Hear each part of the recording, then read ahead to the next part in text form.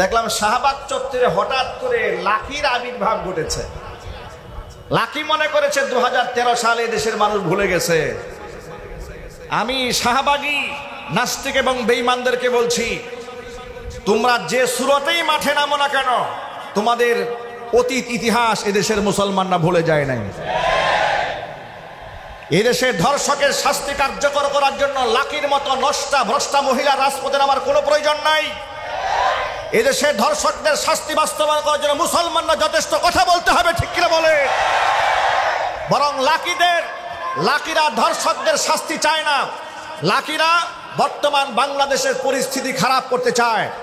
সুতরাং লাকিরা যদি আরেকবার শাহবাগে নামতে চায়, তাহলে মুসলমানরা শাপলা চত্বরে নেমে লাকিদেরকে জিন্দা মাটির নিচে পুঁতে ফেলার জন্য প্রস্তুতি গ্রহণ করতে হবে। ডক্টর মোহাম্মদ ইউনূসকে বলছি যে আপনি অনতিবিলম্বে এই নষ্টা মহিলা লাকিকে গ্রেফতার করতে হবে। কথা বলতে হবে, ঠিক কিনা বলেন? বিচার বহির্ভূত হত্যাকাণ্ড তাদের স্লোগানে এই বাংলাদেশে তৈরি হয়েছে। তারাই ধর্ষণের রাজ্য কায়েম করেছিল বাংলাদেশে। কথা বলতে হবে, ঠিক কিনা জুড়ে বলেন? যখন তনু হত্যা হলো তখন এই সমস্ত লাকিরা রাজপথে নেমে মিছিল করে না। এমসি কলেজে যখন স্বামীর সামনে স্ত্রীকে ধর্ষণ করা হয়েছিল তখন এই শাহবাগীরা রাস্তায় নামে নাই। হঠাৎ করে শাহবাগীরা রাস্তায় নামলো কেন? এর মানে হচ্ছে আসলেই তো ধর্ষকদের বিরুদ্ধে অবস্থান নয়, রাষ্ট্রের বিরুদ্ধে অবস্থান। রাষ্ট্রের মধ্যে একটা অস্থিতিশীল পরিবেশ তৈরি করে স্বৈরাচারী শেখ হাসিনাকে বাংলাদেশে পুনর্বাসন করার ধান্দা করবে। আল্লাহর কসম, রক্ত সমুদ্র এদেশের মুসলমান পাড়ি দিবে। হাসিনার কবর রচনা করে ছাড়বো আমরা ইনশাআল্লাহ।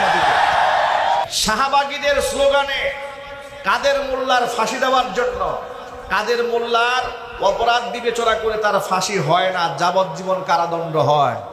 যাবজ্জীবন কারাদণ্ড হওয়ার পরে ঠিক ওই মুহূর্তে কাদের মোল্লাকে যেন ফাঁসি দেওয়া হয়, এই জন্য রাজপথে একদল নষ্টা ভ্রষ্টা পতিতা মহিলাদেরকে স্বৈরাচারী লেলিয়ে দিয়েছিল। তাদের স্লোগানে আকাশ বাতাস ভারী হওয়ার পরে পরিকল্পিতভাবে আইন পরিবর্তন করে কাদের মোল্লাকে যেভাবে ফাঁসি দেওয়া হয়েছিল, সরকারকে বলছি নতুন করে আইন পরিবর্তন করে 1 মাসের মধ্যে ধর্ষকদের ফাঁসি কার্যকর করতে হবে। আপনাদেরকে আরেকটা বিষয় সতর্ক করে দেই, ধর্ষকদের সর্বোচ্চ শাস্তির ব্যাপারে গোটা জাতি ঐক্যবদ্ধ আছে, ঠিক কিনা বলেন? কিন্তু এই বিষয়কে কেন্দ্র করে গোলা পানিতে আবার মাছ শিকার করা যাবে না। শাহবাগীরা রাস্তায় নামে ধর্ষণের শাস্তির দাবিতে, এর চাইতে হাস্যকর কথা আর কিছু হতে পারে না। জিনা ব্যভিচারের বৈধতা তো তারাই বাংলাদেশে দিয়েছে। কথা বলেন না ভাই, ঠিক কিনা জোরে বলেন? শাহবাগ চত্বরটাকে নাপাক তো ওরাই বানিয়েছে। 2013 সালের সেই রক্তাক্ত ইতিহাস আমরা ভুলে যাই নাই। আমাদের বার্তা বড় স্পষ্ট, যে কোনো অন্যায়ের বিরুদ্ধে আমরা জবান খুলবো ইনশাল্লাহ। বলেন, যে কোনো অন্যায়ের বিরুদ্ধে কথা বলবো। এবং সাথে সাথে একটা বিষয়ে বাংলাদেশের সমগ্র মুসলমানকে এক থাকতে হবে, সেটা হচ্ছে স্বৈরাচারের বিচার হওয়ার আগ পর্যন্ত এই বাংলাদেশে স্বৈরাচারের নাতিপুতিদেরকে দাঁড়াতে দেওয়া হবে না। আপনার কি প্রস্তুত আছেন? কারা কারা প্রস্তুতি বা দুহাত দেখতে চাচ্ছে? আল্লাহ তাআলা গোটা জাতিকে ঐক্যবদ্ধ থাকার তৌফিক দান করেন, জোরে কোন আমিন। সুতরাং আমরা বর্তমান সরকারকে বলছি, অনতিবিলম্বে এই শিশু আসিয়ার ধর্ষক যারা, খুনি যারা, হত্যাকারী যারা, এই নরপশুদেরকে মৃত্যুদণ্ডের আইন কার্যকর করতে হবে। যদি বলতে হবে ইনশাআল্লাহ। আজকে অত্র এলাকার বিভিন্ন মহল্লার মসজিদ থেকে নামাজের পরে আসিয়ার ধর্ষকদের অনতিবিলম্বে মৃত্যুদণ্ড কার্যকর করার জন্যে তারা সংক্ষিপ্ত মিছিলের আয়োজন করেছেন। নামাজের পরে আপনারাও এই মিছিলের মধ্যে সামিল হবেন ইনশাআল্লাহ। গভর্নমেন্টকে শুধু এই মেসেজটা দিতে চায় যে ধর্ষকদের পক্ষে বাংলাদেশের কেউ নেই। কোনো আইনজীবী ধর্ষকদের পক্ষে দাঁড়াতে পারবে না, কোনো আইনজীবী দাঁড়াতে পারবে না। যদি কোনো আইনজীবী দাঁড়ায়, আমি আইনজীবী সমিতির সভাপতি সেক্রেটারিদেরকে বলবো যে আপনারা তাদের রেজিস্ট্রেশন বাতিল করে দেবেন। কারণ খুনির পক্ষে কোনো লোক দাঁড়াতে পারবে না, ধর্ষকের পক্ষে কোনো লোক দাঁড়াতে পারবে না। তাদের শাস্তি দেশে হতে হবে। তাহলে আগামী ভবিষ্যতে আমাদের মেয়েরা, আমাদের স্ত্রীরা, আমাদের সন্তানরা একটা নিরাপদ বাংলাদেশ পাবে। আর শাস্তি কার্যকর করা না হলে আমাদের সন্তানরা এক অন্ধকার ভবিষ্যতের দিকে ধাবিত হবে। এটা আমরা গার্জিয়ানরা মানতে পারবো না। আল্লাহ রাব্বুল আলামিন পবিত্র মাহে রমাদানুল মুবারকের পবিত্রতা রক্ষা করে পৃথিবীর সমস্ত অন্যায়ের বিরুদ্ধে আমাদেরকে বজ্রকণ্ঠ হয়ে রুখে দাঁড়াবার তৌফিক দান করেন। হুজুর বলুন আমিন। এইভাবে যখন দোয়া করেছে, রব্বি বিনিলি ইনদাকা বাইতান ফিল জান্নাহ ওয়া নাজ্জিনি মিন ফিরাউনা ওয়া আমালিহি, ফিরাউন থেকে আল্লাহ তুমি আমাকে রক্ষা করো, ওয়া আমালিহি তার দুষ্কৃত কর্ম থেকে তুমি আমাকে রেহাই দাও, ওরা আমার চরিত্র উপর হানা দিতে যাচ্ছে, ওদের এই সমস্ত কুকর্ম থেকে আল্লাহ তুমি আমাকে রক্ষা করো, ওয়া নাজ্জিনি মিনাল কওমিজ জালিমিন, জালেম সম্প্রদায়ের হাত থেকে আল্লাহ তুমি আমাকে বাঁচায়া দাও।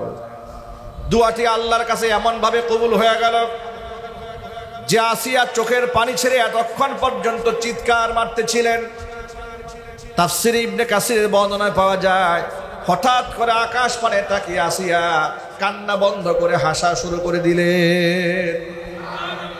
আসিয়ার এই হাস্যোজ্জ্বল চেহারা দেখে জালেমদের অন্তরের মধ্যে আরো রাগ গুসা বেড়ে দিল, নির্যাতনের মাত্রা বাড়িয়ে দিল।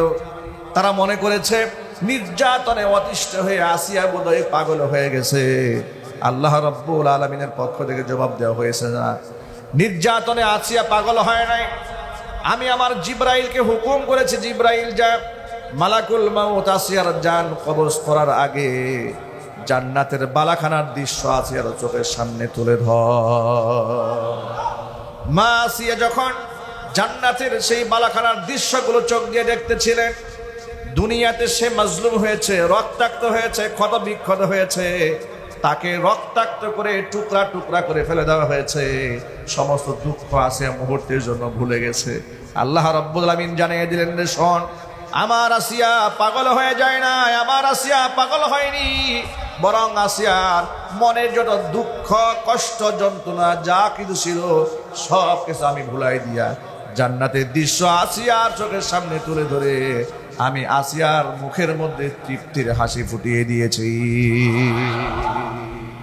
ভাইরা আমার, মুহাদ্দিসিনে কেরাম, মুফাসসিরিনে কেরামরা লিখেছেন, মা আসিয়াকে যখন শহীদ করা হয়, লজ্জাস্থানের মধ্যে আঘাত করা হয়েছে, এত বেশি আঘাত করা হয়েছে যে আসিয়া ওই মুহূর্তে হাসতেছিলেন।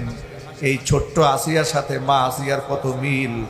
বড় আসিয়াকেও ফিরাউন লজ্জাস্থানে আঘাত করে দুনিয়া থেকে বিদায় করে দিয়েছে। আজকে মাগুরারের শিশু আসিয়াটাকেও জালেমরা লজ্জাস্থানে আঘাত করে চরমভাবে নির্মম নির্যাতন করে দুনিয়া থেকে বিদায় করে দিয়েছে। আল্লাহর কাছে আমরা এই দোয়া করি, রব্বুল আলামিন আসিয়ার নামের সাথে ছোট্ট আসিয়ার নাম মিলেছে, জুলমের সাথে জুলুম মিলে গেছে। আল্লাহ আসিয়াকে যে জান্নাতে তুমি রাখবে, ছোট্ট আসিয়াকেও সেই জান্নাতে তুমি জায়গা করে দিও। জোরে কোন আমিন, আরো চিল্লায় কোন আমিন।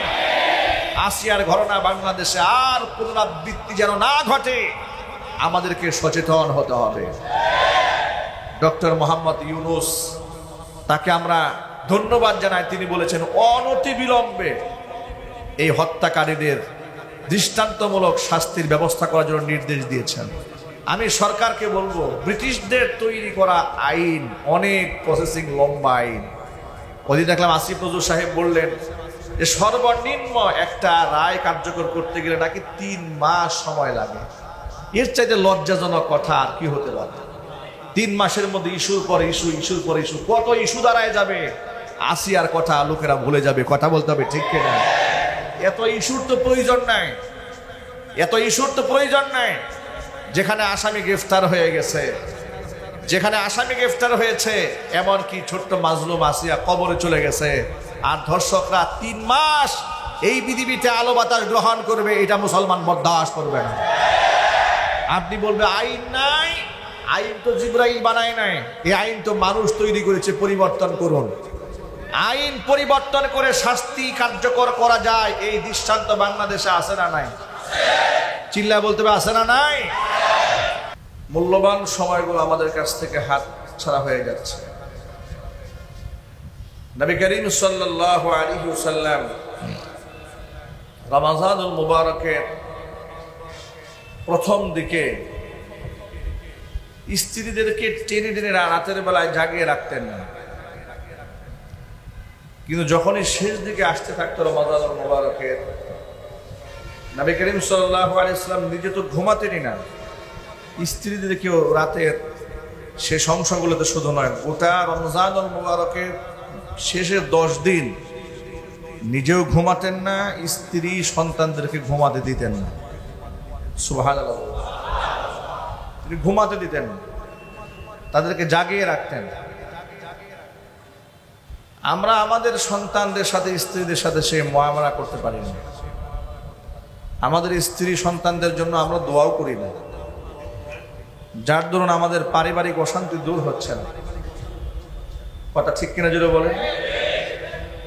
পারিবারিক অশান্তি এবং দ্বন্দ্ব এবং কলহ, এটা মাত্রা কি কমেছে না বেড়েছে? অনেক বেড়েছে। আমরা কোনোদিন আমাদের সন্তানদের জন্য আল্লাহর কাছে কিছু চাই না। মনে রাখবেন, নেককার সন্তান আল্লাহর কাছ থেকে চেয়ে নিতে হয়, নেককার বিবি আল্লাহর কাছ থেকে চেয়ে নিতে হয়, দোয়া করতে হয় আল্লাহর কাছে।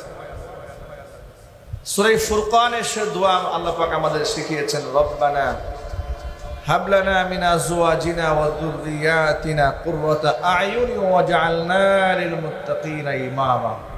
হে আল্লাহ, আমার স্ত্রী, পরিবার পরিজন, আমার বংশধরদেরকে এমন বানাও, কুররাতা আ'য়ুন, তারা হবে আমাদের চোখের শীতলতা। সুবহানাল্লাহ বলেন। হাব লানা মিন আজওয়াজিনা ওয়া যুররিয়াতিনা কুররাতা আ'য়ুন ওয়াজআলনা লিল মুত্তাকিনা ইমামা, আমাদেরকে তুমি মুত্তাকিদের ইমাম বানাও। সুবহানাল্লাহ বলেন। ফাসিক, ফুজ্জার, পাপিষ্ঠদের ইমাম নয়, নেককার বান্দাদের লিডার বানাও আমাদেরকে।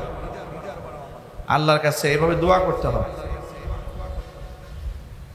রমজানুল মুবারকের বিশেষ আমল হচ্ছে আল্লাহর কাছে দোয়া করা, অনেক বেশি দোয়া করা। সুযোগ পেলেই আল্লাহর কাছে দোয়া করা, সুযোগ পেলেই আল্লাহর কাছ থেকে চেয়ে নিতে হবে। রমজানুল মুবারক শুরু হওয়ার সাথে সাথে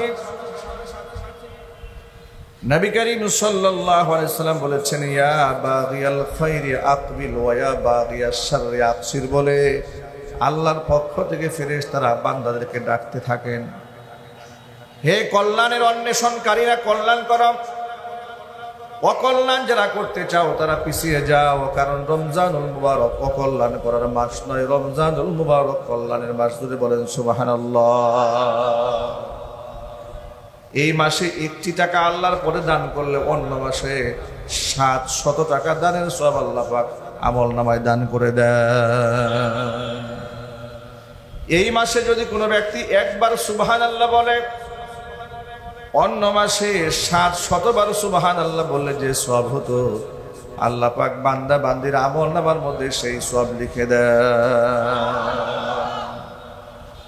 সুবহানাল্লাহ আলহামদুলিল্লাহ, ছোট্ট একটা আমল।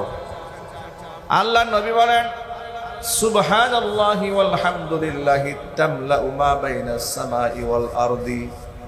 শুধু একবার কোনো ব্যক্তি সুবহানাল্লাহ জবান থেকে উচ্চারণ করেছে, জমিন থেকে আসমান পর্যন্ত ফাঁকা জায়গা, পুরো জায়গা আল্লাহ তাআলা ওই ব্যক্তির নামে সওয়াব দ্বারা ভরপুর করে দিয়েছে। একবার বললে সীমাহীন সবের ভাগীদার আল্লাহ পাক বান্দাদেরকে বানাচ্ছেন।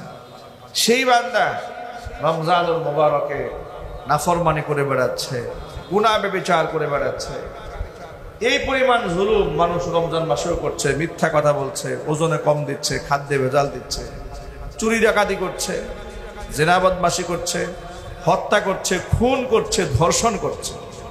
কথা ঠিক না ঠিক? মাঝে মাঝে আমাদের কাছে, আমাদের চোখের সামনে এমন পাশবিক দৃশ্য, এমন পাশবিকতার সংবাদ আমরা শুনতে পাই, যে পাশবিকতা কোনো পশুও করে না, কোনো জানোয়ারও করে না, যে কাজ মানুষ করে। কথা ঠিক কিনা বলুন? ওয়া আখিরু দাওয়ানা আনিল হামদুলিল্লাহি রাব্বিল আলামিন।